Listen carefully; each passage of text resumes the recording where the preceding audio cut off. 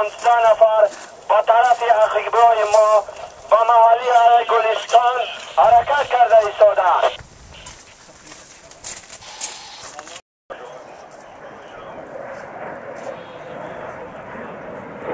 اشاره دو عدد نیاره شیرو قوای حربی هوایی و مدافع ضدی قوای مخالف جمهوری پاکستان آیید به معین نمودن شماره دشمن زمینی غزوه که هوایی برده و حد میباشد و در باید بحر داوود آنها تحت ماساقه خواهد گذاشت.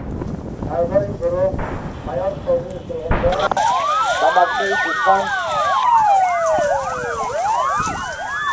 حرکت می‌نمایند.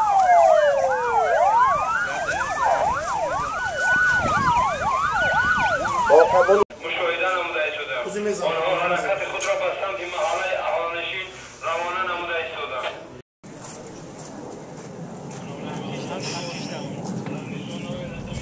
4 6 5 3 و دو اشاره جاله 222 را اجرا نمودم.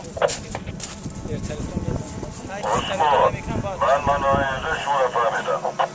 کایخو من منوره 11 با گرفتن موادگوی разведکای هوایی معلوم گردید که در محل اولین شیشی گلستان گروه غیرقانونی جنوباده است در شماره زیادی ضرر خود را رسونده ایستاده.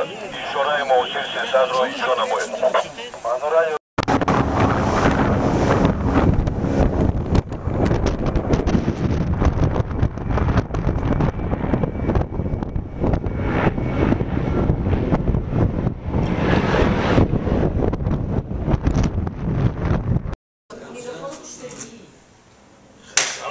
خیلی موافقت